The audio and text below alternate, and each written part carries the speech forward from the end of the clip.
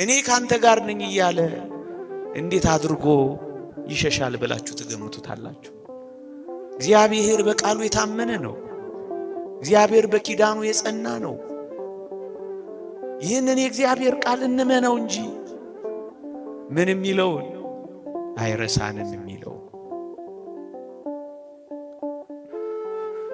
እንኳን እኔና እናንተን ጠባ ለኪዳን መሸ ለቁርባን ባይገባን እንኳን የእግዚአብሔርን ቃል በፊቱ ተነጥፈን የምንሰማው እግዚአብሔር ፍጥረትን እንኳን እንዴት እያስተዳደረ እግዚአብሔር ምድርን እንዴት እንዳረሳ እንኳን አታዩ?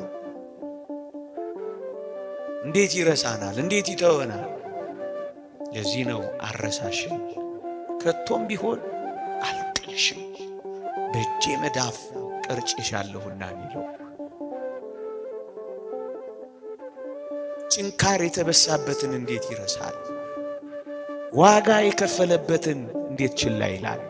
ይህ ምንኛ የሚያጽናና ቃል ነው። ኦርቶዶክሳውያን ከዚህ ጋር አብሮ ነው የሚሄደው። እኔ ካንተ ጋር እሄዳለሁ አሳርፍህም አለው እኮ የሚለው ለዚህ ነው ወገኖቼ። የእግዚአብሔር ሰዎች ስንሆን እመኑኝ እግዚአብሔር ብቻውን የተወው ሰው የለም። እግዚአብሔር ብቻውን የጣለው ሰው ከቶም ቢሆን በመጽሐፍ አላየንም፣ በአባቶቻችንም አልሰማንም።